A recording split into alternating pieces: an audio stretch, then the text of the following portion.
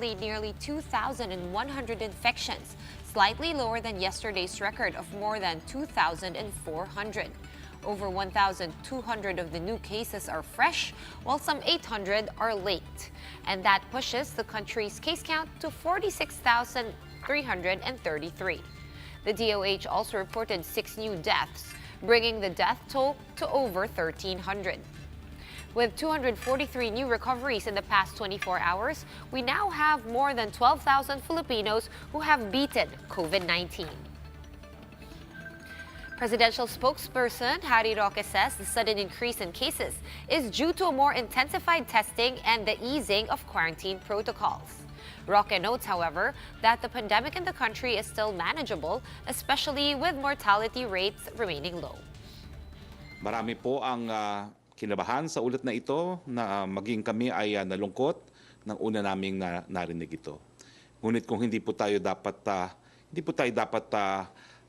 panghinaan ng loob, tuloy po ang laban.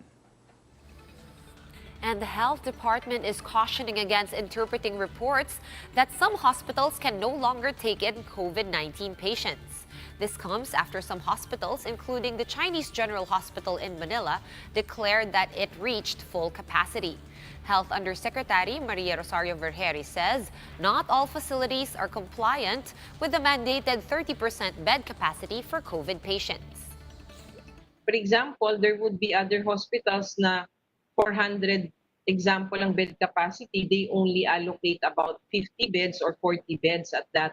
No? So hindi siya yung 30% talaga. So pag nag-declare sila full capacity na ako, yun lang yung capacity na na-allocate nila for COVID. Yun yung sinasabi, but not the entire hospital. So mayroon pang room ang bawat hospital to expand more. The health department is closely monitoring clustered cases in several high-risk areas, including transmission in closed settings, just like the MRT-3. Let's see how the train line is faring so far with News 5's Gerard de la Peña, who joins us live from the Ed Saboni station. Gerard, we do know that MRT-3 personnel got tested over the weekend. Tell us how the results turned out and what we can expect for the week. Is it true that the MRT might close down? Well, Sean, this is just in. The IATF and the management of the MRT-3 have just decided to suspend the operations of the MRT-3 starting tomorrow until maybe July 10, depending on their assessment of the situation. And this is to give way to the testing of MRT-3 personnel. But, you know, just this morning, because the MRT-3 management has decided to cut down the number of working trains, also due to the rising number of infected personnel, well, a lot of commuters had a hard time getting a ride this morning. Lines going up to the MRT North Avenue station reached as far as West Avenue on Monday morning. The trains, which can only carry half of its original capacity due to social distancing protocols, were reduced to just 11 trains from as much as 19 last week. This is after 186 MRT employees turned out positive for COVID-19 as of Monday, up from the 172 personnel reported over the weekend. Most of them are workers at the depot, 169 to be exact, while 17 are station personnel, including ticket sellers at the North Avenue and Cubao stations, as well as train drivers. Despite this, some passengers still opted to take the MRT, even amid news of confirmed COVID-19 cases. Sa palaran na po, wala po masakyan na iba eh. The bus augmentation service, which was increased to 90 units from just 60 last week, offered little help to passengers since the buses only stop at select stations. Dapat maglagay sila ng in-between. Lalo sa Cubao, marami kasi pasahero doon. Kasi marami nakaano dyan na bus, hindi naman mapupuno kaagad. Despite this, Malacanang is not keen on suspending the MRT's operations. It's a matter of disinfecting the MRTs at kung maayos na po yung mga sigalot na kaunti sa technical operations, po pwede naman pong bumalik yan sa 50% capacity. To ensure passenger safety, the MRT management required its personnel to wear PPEs. Social distancing is also strictly observed on the platform. Trains are also being disinfected upon reaching North and Taft Avenue stations. Well, Sean, the testing of MRT personnel will be supervised by the Philippine Coast Guard, and the duration actually will depend on the MRT3 management assessment as to how many personnel can go to work to have these trains running. Sean. All right, Jared, based on the results that have come out on the tested personnel of the MRT3, are a lot of them asymptomatic? How are they doing? Well, we don't have the exact details as to how many are symptomatic and how many are asymptomatic. But right now, what we are told so far is that they are admitted to the government's quarantine facilities at the World Trade Center, the Philippine Arena, and Phil Sports Arena. Sean. All right, so bottom line, no MRT3 tomorrow until possibly July 10. Thank you for that update. News 5's Gerard de la Peña joining us live today from Ed Saboni Station in Mandaluyong. Transport authorities are looking at additional subsidies to aid jeepney drivers as some of them remain apprehensive about plying the roads despite getting the go signal to operate once again. JC Cosico has the story. It's been 4 days since the kings of the road have been allowed back on the streets of Metro Manila. Covering 49 routes, more than 6,000 so-called roadworthy traditional jeepney units were given the green light to ply NCR streets, but to this day, they remain far and few in between. At the Boni Calentong route, only around 5 PUJs were seen at around 7:30 Monday morning. That's why passengers like Jake Mendoza waited for about half an hour just to catch a ride. May mga jeep naman nakikita kaso konti-paunti-unti lamang eh. Tapos punuan lagi, ganun, kaya mahirap. Over in this terminal in Quezon City, health protocols are observed, such as a fare collection system to avoid cross-contamination. Some drivers were also busy installing plastic barriers. Drivers plying the Quezon Avenue Santa Mesa route may be struggling, but it's better than none, they said. Kahit paano, siguro makabili-bili naman ng mga pang-ulam, siguro. Tiis-tiis na lang. Opo, sa'yo. Tiis-tiis na lang po. Transport officials said the number of routes and units plying metro roads may still be modified depending on passenger demand. Ang approach natin dyan is calibrated and gradual.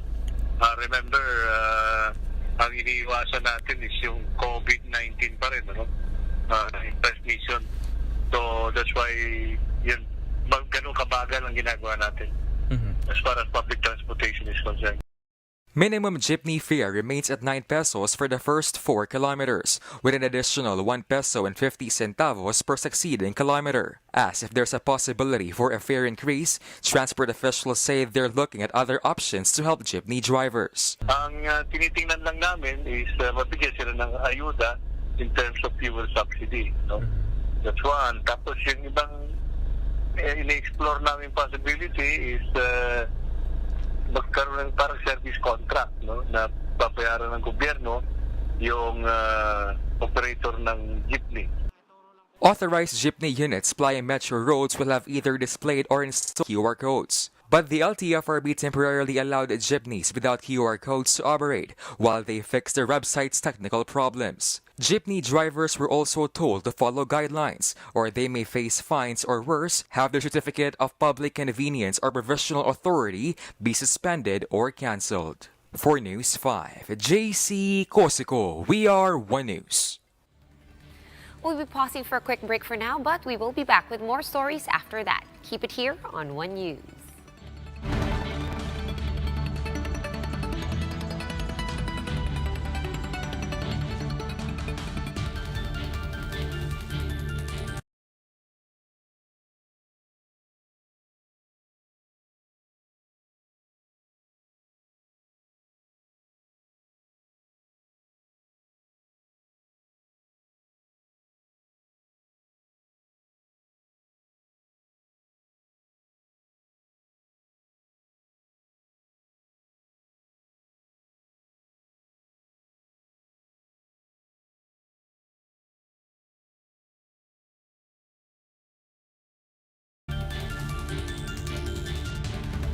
You're still watching One News Now. I'm Sean Yao.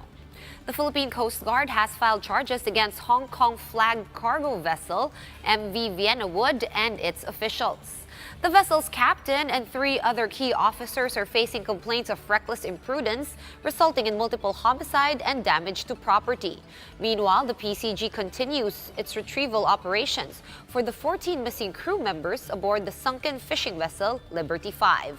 They are, however, waiting for recommendations from the PCG ground commander in Occidental Mindoro to determine whether or not the search should be stopped.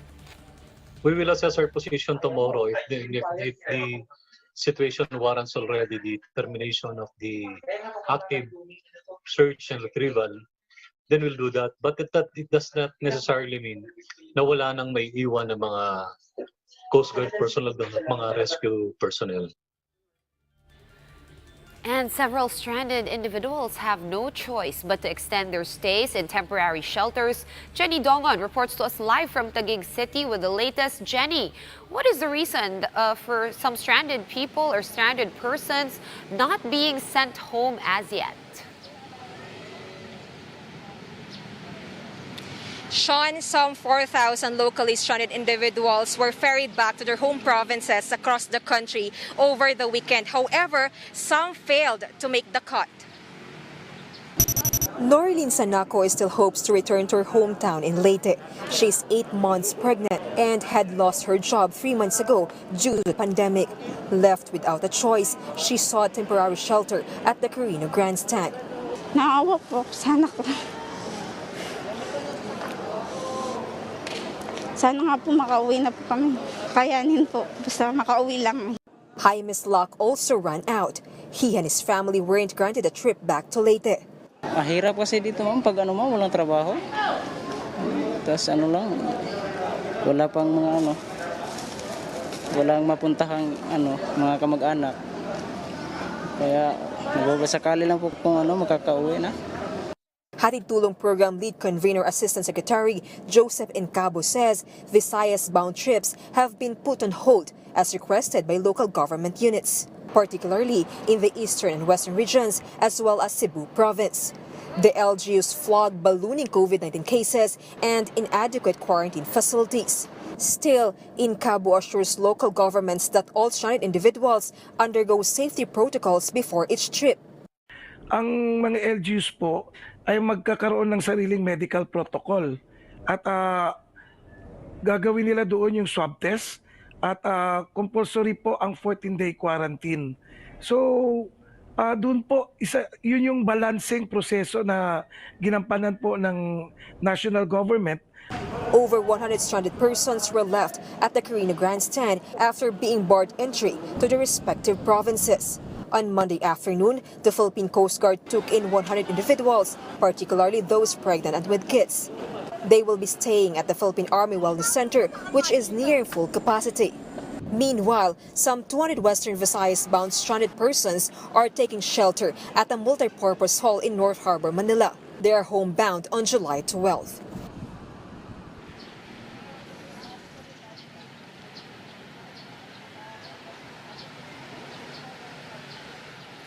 Sean, officials say some 13,000 locally stranded individuals have yet to be transported back to their hometowns due to the alarming number of COVID-19 cases in several provinces. Sean. Maraming salamat, Jenny Dongon, joining us live from Taguig with that update today. And Malacanang once again defends the anti-terrorism law. Palace spokesman Harry Roque insists that the measure is no cause for concern for non-terrorists as it has enough safeguards to protect human rights. Kung feeling nyo ay kayo ay pag-iinita ng walang dahilan, meron po tayong writ of amparo to protect the right to life and liberty. So sapat-sapat po ang remedyo, nandiyan na po yan. Terrorists, beware of the anti-terror law. Pero yung mga hindi naman po mga terorista, wag po kayo mag-alala. Sapat-sapat po ang mga safeguards sa batas mismo at sa ating umiiral na rules of court para pangalagaan po ang kalayaan ang karapatan ng kalayaan at karapatang mabuhay. Personalities from various sectors join a protest video against the newly enacted anti-terror law. Kapamilya actor John Lloyd Cruz led the group in reciting a Filipino version of Charlie Chaplin's The Great Dictator speech. Other participants include former Chief Justice Maria Lourdes Sereno, Director Lav Diaz, lawyer Chel Diokno, and journalist Maria Ressa. The video collective, which was uploaded on YouTube on Monday morning, has now over 1,000 views. Kinalulungkot ko. Pero ayoko maging diktador. Hindi yan ang gusto ko. Ayoko mamuno, mamanakop ng kahit na sino. For more updates, follow News 5, The Philippine Star, and Business World online. Visit our website, onenews.ph, for more in-depth analysis. You can also catch One News on the Signal Play app. Just register for a free account at www.signalplay.com and stream One News live anytime, anywhere. I'm Sean Yao. We are One News.